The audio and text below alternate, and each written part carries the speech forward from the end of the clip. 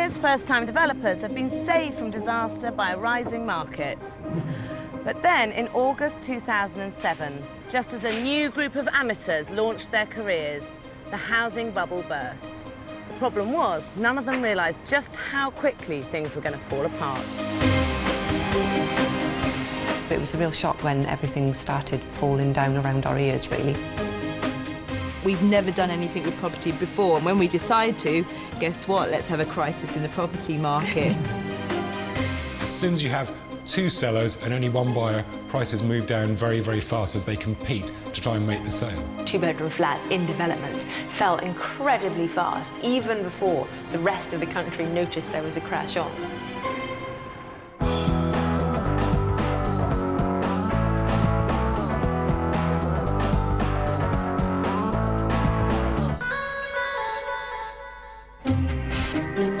Buy a house, carve it up into flats and make a truckload of cash. It's the formula developers have been relying on for years, and exactly what tonight's amateurs are banking on to make their fortunes. You bought this house with no money to refurbish it or split it up as flats, got planning and then thought, let's just do it and hope the money just falls out of the sky. You're planning on single-handedly turning this house into 3 flats for £60,000. We are the advertisement for the idiot's guide to developing property. Speak for yourself. It's November 2007. The property market has tipped into decline. But like most people, Sean and Nicola Haller haven't quite realised it yet. They're about to kick off their developing careers in Newport, South Wales. Sean's a jobbing builder and DIY enthusiast. In fact, he's been renovating their own home for the last 8 years. We get everything to a point where it's nearly finished and then we move on to something else before we finish. So now we have no front door, no bedrooms upstairs, no kitchen. No. And then we went and bought another house to do. Sean and Nicola are determined they won't have these kinds of delays on their first proper development, which is just as well when you see the amount of work they're planning on doing. It's a large 3-storey terraced house in a truly sorry state. Their plan is to carve it up into 3 one-bed flats, but this means 3 times the work. If that wasn't enough, Sean plans to project manage the entire job and do all the building work himself with only Nicola to help as labourer. Difficult to know how long something's going to take when we've never really finished anything before. But we think 6 months is ages. So we will finish it, won't we? 130 miles away in Brentford, Middlesex, meet twin sisters Loretta Fenton and Natasha Andrews.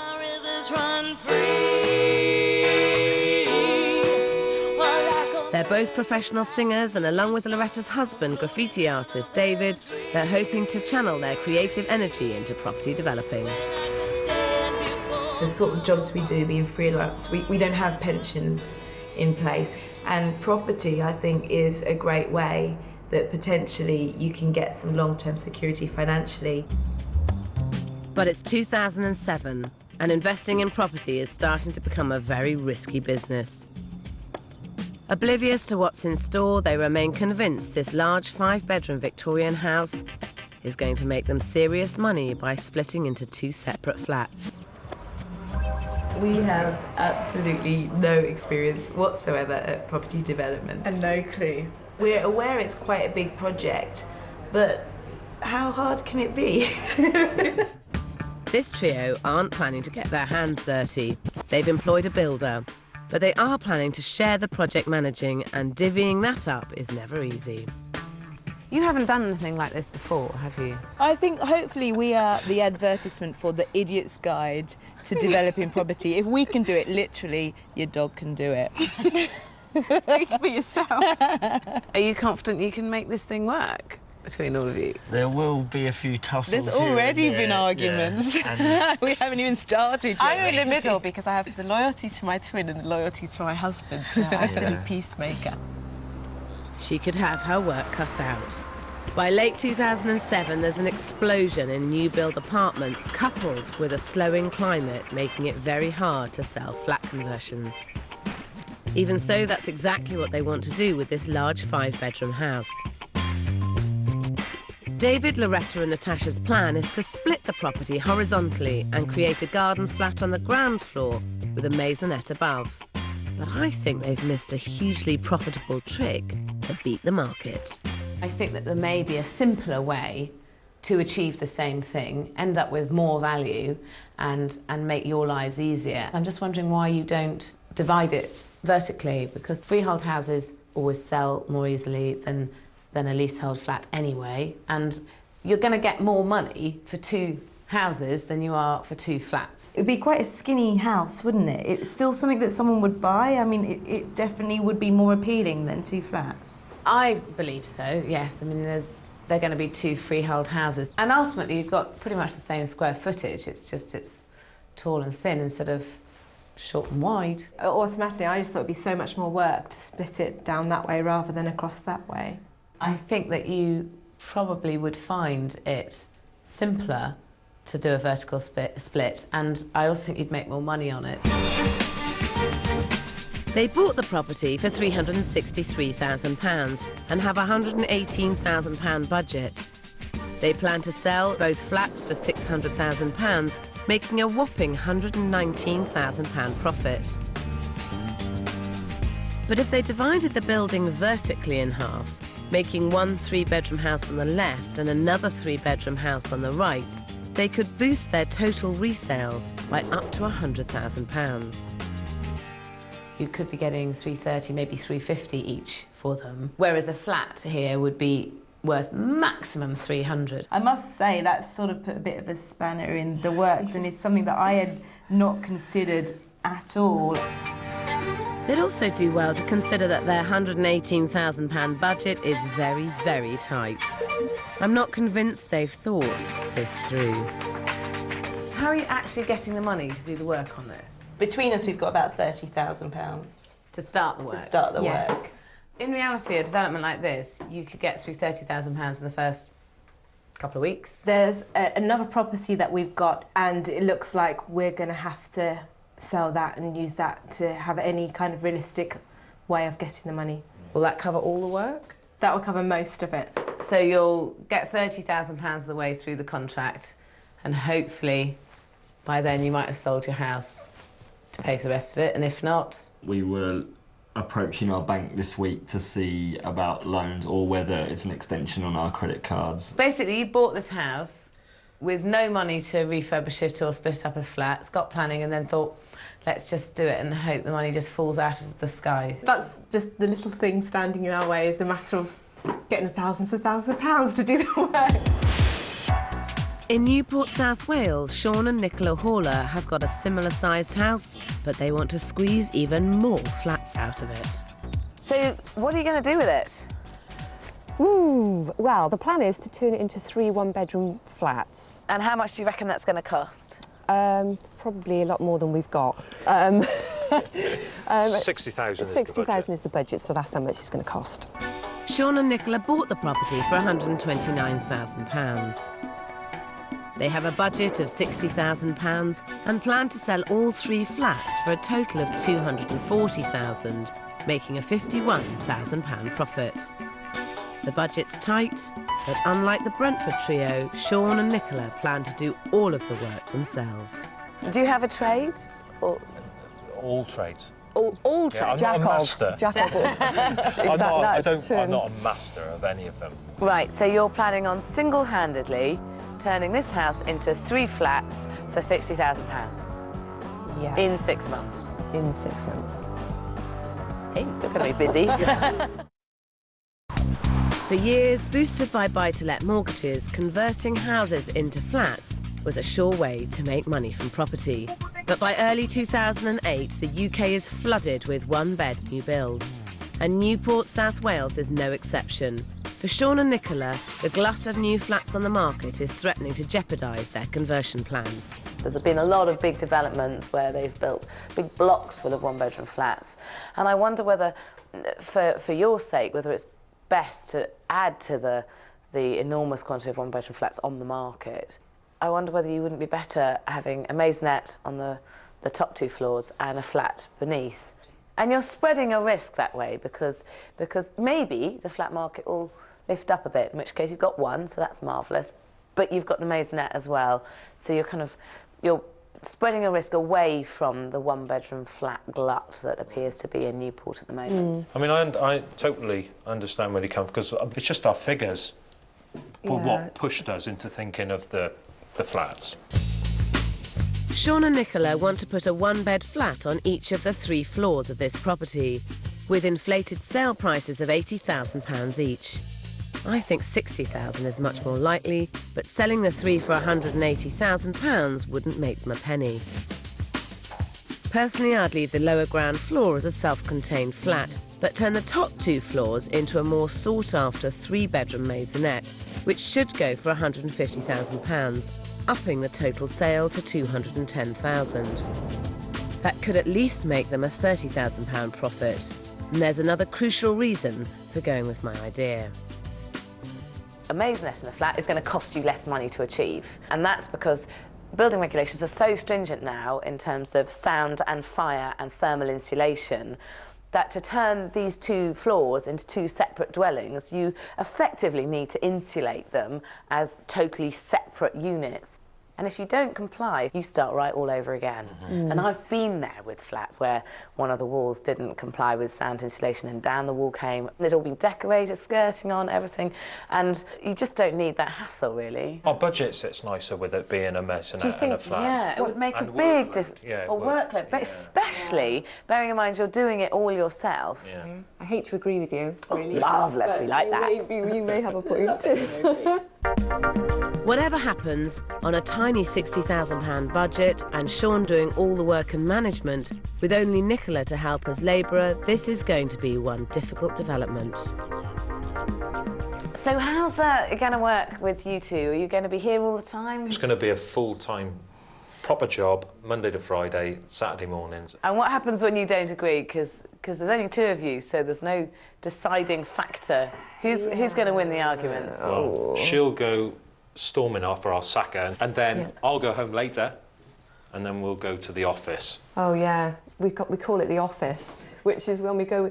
I don't know if we can talk about bed, but we get into our bed and we pull our duvet over our heads, and we've got a pact that nobody can be arguing in the office. It always gets resolved in the office. I would imagine that there's always a way of resolving things in the office. In Brentford, it's day 1 for Loretta, Natasha and David's builders. They're cracking on with turning this end of terrace into 2 houses. It's something of a miracle that work's even started, as last time I saw them they only had £30,000. We have actually managed to scrape all the money together, so we now do have the 118,000 that we needed, which is a miracle in itself. But it does mean that each month we're going to be paying about £1,800 a month, which is really, really scary. They've borrowed money left, right and centre and are seriously stretched. Sticking to their development schedule and running this project with the utmost efficiency will be crucial. But 2 weeks in, Loretta and Natasha get the big music break they've been waiting for, playing as a support act on Take That's UK tour. The opportunities we're having at the moment are things we've worked for, we've waited for, we've hoped for such a long time. The truth is that the house project does take second place to where we are. It's left to David to run the site on his own, but he's not there either. I've got a lot of work on right now, and it's intermittent, and so I might be able to be here for a day, but then I'm not here on an important day. It has sort of been lumped on me to try and sort it out, and I'll just have to see what happens. This is making Nick the builder's job very difficult. I've only seen David once or twice. Extremely hard to get hold of. He never answers his phone. I haven't got the girls' numbers, that's not an option. As the next couple of weeks roll over, decisions are going to have to start being made about certain things, and it's going to become a problem if we can't get hold of them. A really big problem, you know. Another 2 weeks pass and work continues in fits and starts. This can be a road to disaster, so with Loretta and Natasha back in London for rehearsals, I've called an emergency meeting on site. Do you feel you've been here as much as you should have been? Maybe not exactly as much as I should have been. There are a couple of things that I'd like to get the I's and, dotted and the T's crossed on. Do you have a schedule of works? Not exactly, no. Not exactly means no, doesn't it? No. So, would you say that you feel entirely cut out to be a project manager, or...? No, not at all. Like you say, you admit it. But he's the one who happens to have more time, so he's the one who's here. It would be fairer, and I think it probably more beneficial to this getting finished well and on time for you all to have more of a role in the management of this. Do you think that's fair or not? Might be fair, I don't know if it's realistic. Yeah, I mean, music is what we're really passionate about, Loretta and I, and David with his artwork as well. But also, it is how we make a living. But that is the balancing act that you've kind of chosen to take on. And I don't think that a site is a very easy thing to pick up and drop down as and when life fits around it. I personally think that all three of you should meet on site together at least once, if not twice a week. This is your project, it's your money, it's your baby, and it's your neck's on the line. Normally, I'd advise one person to take on the role of project management, but their lives just make that impossible. David, Loretta and Natasha are going to have to work very hard at working together. It's something that Sean and Nicola are finding much easier over in Newport. Sean's working as the builder and project manager, with Nicola as labourer. They've also brought in a spot of hired help, but it's still a tiny team for such a massive job. Come on, Eric. Oh, you're not giving me much time to get my breath back. So you're all right with that? Do you want me to... It's week one of their build, and having decided to go with the plans for 2 units, they're starting work on a lower ground floor flat. Down here, Sean and Nicola have removed several walls in preparation for their new layout. New open plan kitchen living area, units all along here, cooker there, sofa, TV. Nicola's right to think open plan areas can appeal in one-bed flats, but her layout has more than one problem. The main living space is right off the busy street, and the bathroom next door is a fair old distance from the bedroom at the rear. If you're sitting in the sitting room here and someone comes to the door and someone else answers the door and you're in your underwear, you're very exposed to that door. The bigger reason is that to get from the bathroom to the bedroom, you've got to go through all the living space and into the bedroom here, and in the middle of the night, if you wanted to use the bathroom, you've got to go back through all the living space and back into the bathroom here. I mean, in my head, I thought that wasn't that far, for the bedroom to the bathroom anyway, really.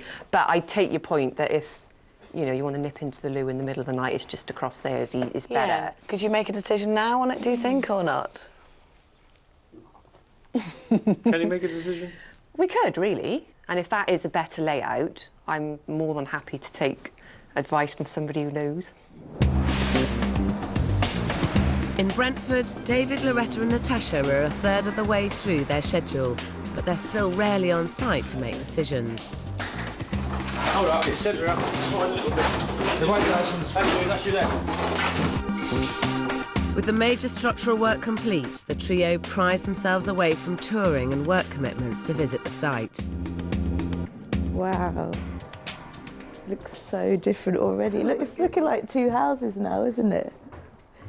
You know what, though? It's small, isn't it? We've just got to completely undo in our minds what this house was before, because it was a spacious house before. Yeah. I've come in and thinking, each room was fairly big, wasn't it? True. And that place doesn't exist anymore. Worried that the main living areas will seem dark and cramped, they come up with a plan to add a set of double doors at the rear of each property.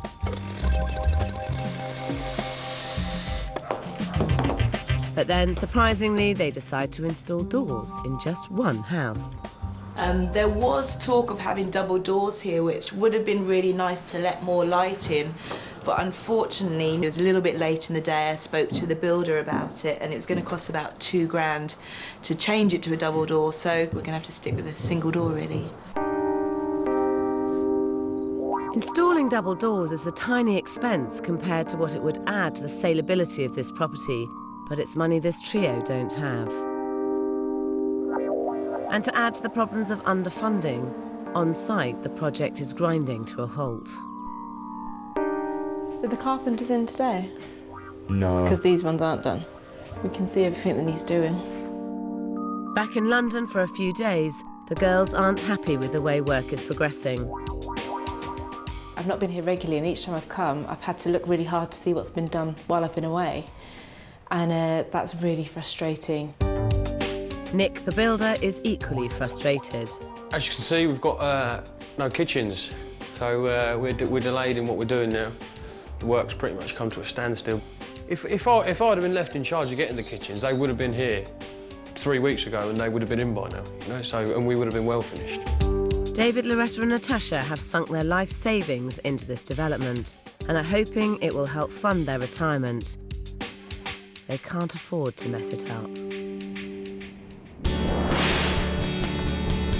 In Newport, Sean and Nicola are working 6 days a week, but still not out of the basement. Every time Sean's doing his job as a builder, he's needed as the project manager.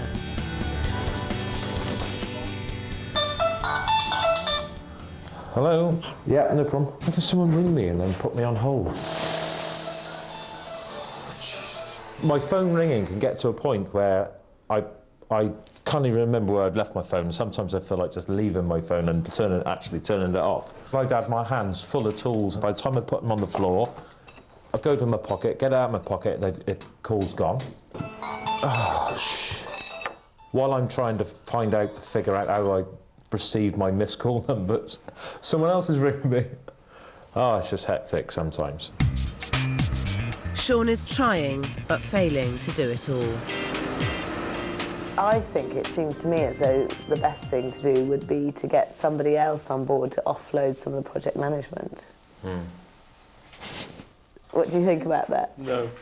No. No. I can't see him doing that. No, because I'd have to be managing the project manager who's managing me, because I wouldn't be able to even let the project manager do it. But I was wondering whether you offload some of it to Nicola, because I know you want to help on this project. He would agree with this, I know, I could see it. I probably am guilty of hiding behind him a little bit and thinking, Sean will do it. Sean will ring them, Sean will sort that out. I'll tell him to do it. I'm quite happy to write the note and say, this needs to be done, this needs to be done. But I fall short of actually doing it because I know he will. You don't look completely convinced this is going to work. No, not entirely, no. Part of me wonders whether it's just that you're a bit of a control freak and you don't want to let go. Yes, I agree. Sean, do you think you're going to be able to give this up? Or? I'm happy to give it up, but Nicola's got to be confident enough to be able to take on. Would you be prepared to take on this extra work? Yeah, I'll have a go. As long as you'd be confident that I'll be ordering the right thing. I want to know why I get such good discounts. In Brentford, there's little sign of progress, and the situation has reached crisis point. I don't accept that. I'm sorry, I don't accept that. Sorry, it's because you don't understand. Regardless of whether you accept it, Loretta, that is the fact. But these guys need to get it together quick because they've borrowed hundreds of thousands of pounds and the housing market is about to implode. As soon as you have two sellers and only one buyer, prices move down very, very fast as they compete to try and make the sale.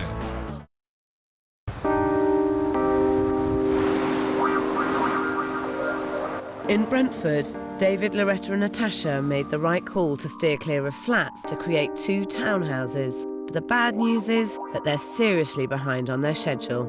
Increasingly frustrated by the erratic progress on site, they've called a meeting with their builder. It's a bit worrying that there's not one single room that seems to be finished. The reason we haven't finished is I've taken everyone off the job because I can't afford to keep people here when there's no work to do. What about all the other stuff that needs to be doing in all the other rooms? It's trade work. The chippies do one thing, the plumbers do another, and the sparkies do another, and anything else I get my labourers. You know what, this is just really confusing me, and it would be great if you just went, you know what, yeah guys, it has been a bit slack, But even if you're not going to do that, let's get on to saying what is going to happen now. The reason it's been slack is because you didn't get the kitchens. If I'd have had the kitchens 3 weeks ago, I could have fixed. I'm sorry, I don't accept that. Regardless of whether you accept it, don't understand. Regardless of whether you accept it, Loretta, that is the fact. Having reached stalemate, Nick the builder leaves the job. This has become a truly torturous development. It takes a month to find a new builder, but as they sort out one problem, another rears its head. They've run out of money. You're struggling to keep up the interest payments on the current loan that you've got, are you? Yeah. You need to get this sold fast. You need to get it sold, you need to get the debt cleared, so you don't need to worry about it. But a quick sale seems unlikely. They've hit on another false economy. They've decided to decorate themselves. How long are you expecting it to take before you finish? To finish all of the decorating, about 4 weeks, I think. Have you got 4 weeks that you can dedicate to decorating this full time? You mean 8 hours a day? Yeah. No. They simply have to hurry up and get this finished. It's May 2008, and confidence in the housing market is at an all-time low, with mortgage approvals the lowest since records began in 1999. To add to their woes, their own mortgage payments are £1,800 per month. But instead of trying to bring costs down, they're adding to their schedule by opting to decorate themselves. A professional team of decorators is likely to take probably 5-6 weeks to decorate this. And I know at the moment you kind of feel you're drowning in the bottom of a pit of debt and despair. But to decorate all of this inside and out, it's going to cost you less than £10,000. And I'm not saying £10,000 is hardly any money, because it's not. It's a massive amount of money. But on top of the debt that you've got, £10,000 to service a year is £30 or £40 a month. I'd love to get a team of decorators in, but we just don't have the money. And I think another loan would be we wouldn't be able to cope. The danger is, though, the longer this project runs on, the bigger the overall debt will be.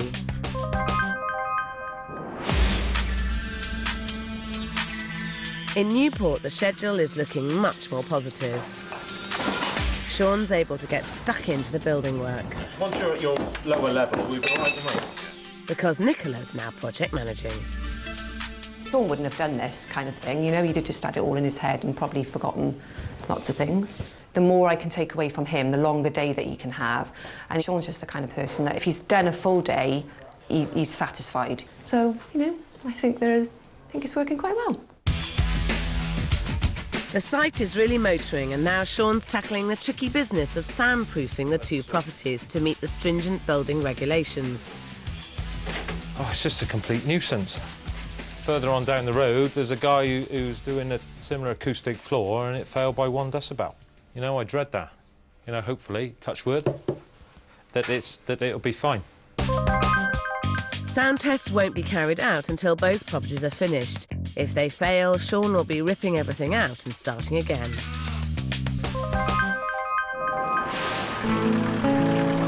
But back in Brentford, things are looking bad. Money is so tight, David, Loretta and Natasha have no choice but to move into their development. When we took on this project, we had no idea whatsoever how difficult it was going to be. Every time you think it can't go on like this for much longer, then it just does.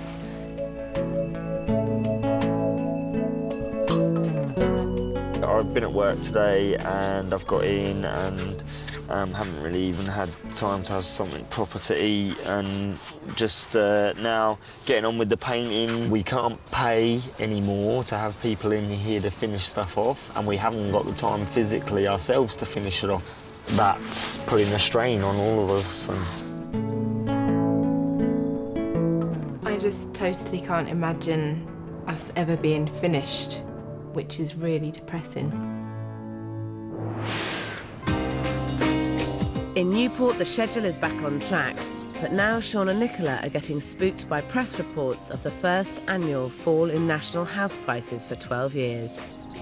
Average house price down by £7,788 in Wales. Great. In any market, you should do your homework, and when it's falling, it's even more crucial. But the key is what's happening in your market, and there's an easy way to find that out. You look at the government website for the land registry, which traces actual sales of properties. Since you bought this property, the market has gone up, locally by 2.1%. So although it hasn't risen as much as it maybe did the year before, it's still risen. I mean, there are areas of the market that are in decline, but it's quite specific, and it's not this kind of house. Your research shouldn't stop when you buy the property. You need to carry on researching the market and making sure you've got a very good grip on what's happening all the time your development's going on. Yeah. In Brentford, it's much less rosy. 12 months ago, Loretta, Natasha and David set out to make their fortune from property with no idea of what's in store. Now Northern Rock just collapsed. The banking system is starting to unravel, and house sales have dropped by a staggering 80% in Brentford. There's now a real worry whether they will make a penny.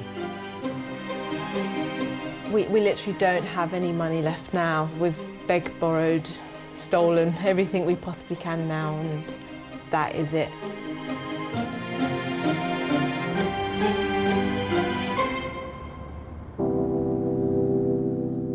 It's November 2008 and they're finished. It may be over schedule, but there's no doubt it's a dramatic and successful conversion into 3-bedroomed twin cottages. Well, it's looking great. I love the colours of your front door. Thank you. At long last. Yeah. I can't believe it's finished. I think we didn't think this day would ever come. And a pair of houses. It's funny to see when we think about what our original ideas were, that actually now we've got 2 houses. That wasn't even part of the original plan. So glad we did that, though. So glad. We're really pleased with them, even though it's been so hard. Let's go and have a look on the inside. Each house has a spacious master bedroom and family bathroom on the first floor. Upstairs, the matching loft conversions are a success, adding a double bedroom to each house. But it's downstairs where the transformation comes into its own. The mirror image layouts have kept the conversion simple and successful. That is, apart from the double doors into the garden. But there's no denying these are 2 stylish new properties. You'd never imagine that this was half of one house, would you? Not at all. When you're in the houses individually, they each feel in their own right like a really spacious house. We're just hoping now that it hasn't been hard work for nothing. You were hoping that this development would take 6 months, and it's actually taken over a year. And I think that your project management was probably not as great as it could have been. Guilty as charged. And that extra 6 months that it's taken, the market has plummeted, hasn't it? It's been going only in one direction, and it's been going there very fast. How are you feeling financially at the moment? To be honest, there is so much debt here. We've never been in as much debt as we have. It's a miracle that we're standing in this kitchen for me, and that I haven't sold a kidney or anything like that. Their original budget increased from £118,000 to £145,000, which brings the total cost of this project to more than £500,000. So you're in this project at £508,000 in total. It sounds like a lot when you put it like that. Well, it is a lot, yeah.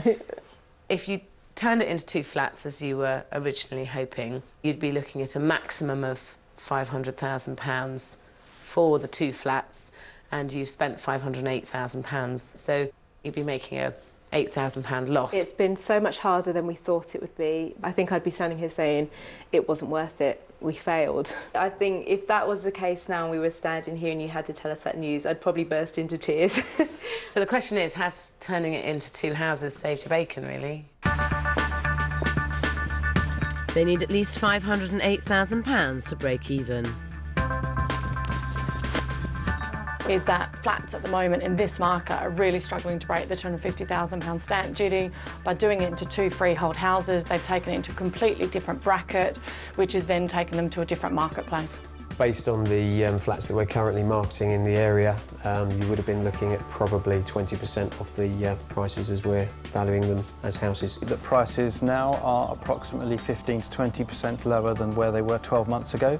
The market is very tough out there. On this area particularly, we've seen probably about a 15% drop in the market prices. I would value these properties at a combined value of £580,000. I value both properties at a combined value of £610,000. I value both of these properties at a total of £640,000.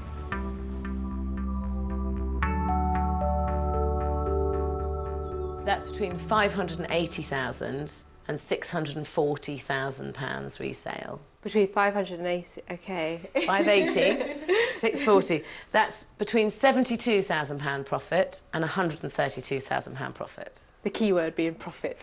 There's the word profit. That's pretty good. Yeah. Yeah. That's good enough for me. Team Andrews Fenton. Yeah. High five. In terms of a return, it's between 14% and a 25% return, which in this market is flipping impressive. And it shows that you bought well and made the right decisions along the way. Oh my goodness. Wow. The big developers who are building hundreds of houses at a time, a lot of them are making a loss. So for you to be making a profit is absolutely fantastic. I'm in shock. Valuation is one thing, the question is, will they sell? I think with the current climate, there's been a lot of scaremongering, and we've been like, well, maybe we shouldn't sell. You can't sell now. Apparently it's a bad time. If I was you, I'd sell. You can't affect the global or national economy. You can affect your lives. And this business project has been successful at today's rates. And I think that as you've made a good profit, you need to... Take the money and run. Yeah. Whilst they're unsure whether or not to sell, are they more convinced that a career in property is for them? So will you do it again? Is that it for you? You're going to hang up your developer's hats? Having watched us muddle our way through this project, do you think that we've got what it takes to do another one? If we were to reinvest the money, are we crazy? Have we just got lucky, or do you think that we've learned enough to be able to do it again? I think you did get quite lucky with this. I've got to say, I do think that. I think it was a good buy, but more by luck than judgment. There is something to be said for doing what you're good at, isn't there? I mean, you're great at property development, we're great at singing and graffiti art, and, you know, we kind of think we should stick to our own areas. Oh, I don't know if there's an album in me yet. Back in Newport, Sean and Nicola are months over their original deadline, and the market has turned against them. Although I was reading all these horror stories in the papers and then on the news, I hope that secretly our house would buck the trend and it would be so wonderful that it wouldn't really affect us. It's January 2009. The stamp duty holiday for properties under $175,000 has failed to kickstart the first-time buyers market. Government intervention in the banking system hasn't promoted any more lending, and the mortgage market is decimated, with buyers few and far between. Just as Sean and Nicola Haller are ready to sell their development in Newport, South Wales. It's like the end of a chapter, because it's been something that's looming over us, and yeah, it'd be good to get it away. Instead of turning this run-down terraced house into 3 pokey flats, it's become a much more saleable 3-bedroom maisonette and 1-bed basement flat. Inside the maisonette, the rooms are bright and airy with simple styling that certainly wouldn't put anyone off. The schedule was a challenge, but the finish is superb. Sean's biggest test, though, was the stringent requirements for soundproofing.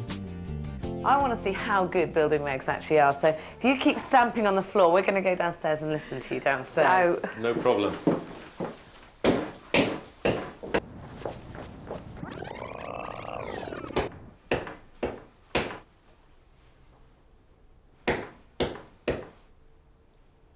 that's really impressive. Yeah.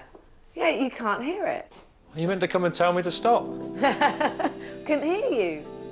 The once dark and dingy basement has been transformed into a light and bright aspirational apartment.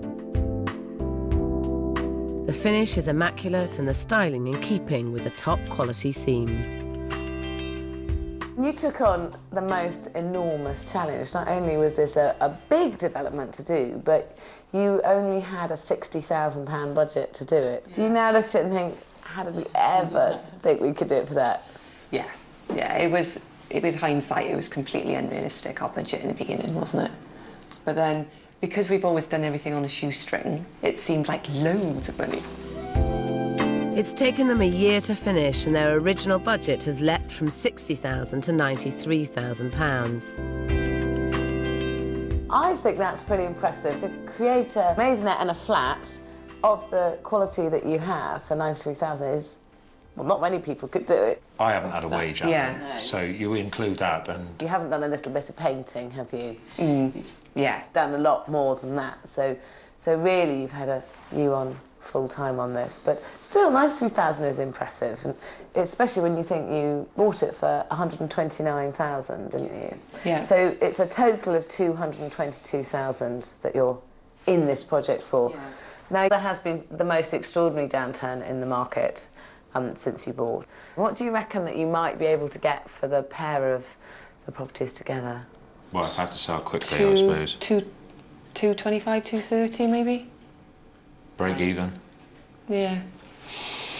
Pains me to say it.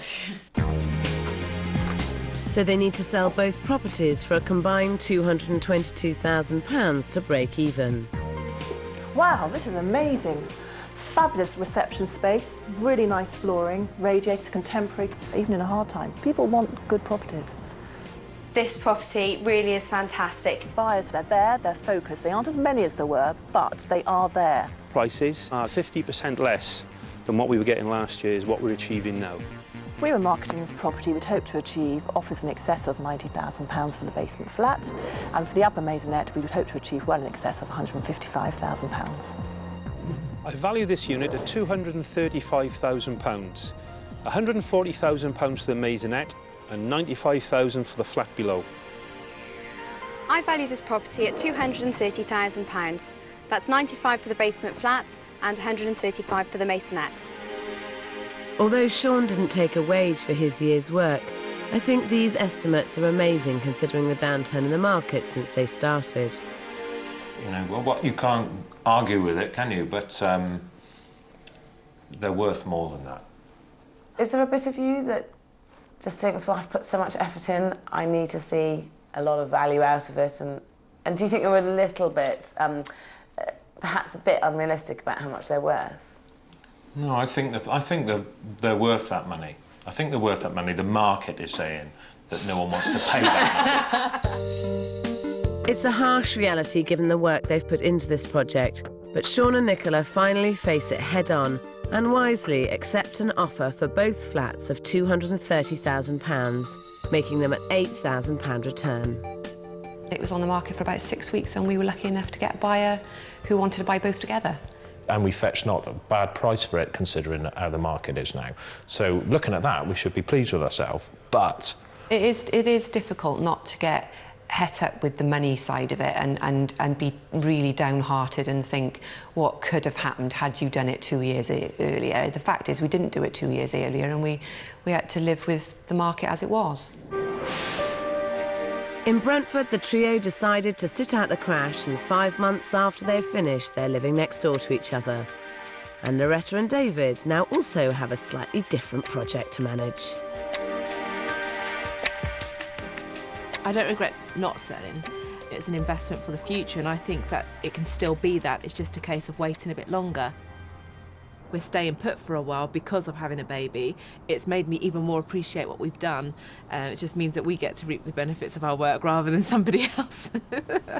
For us, you know, our first project ever at one of the most difficult times, it's really quite amazing that we've got through it, to be honest.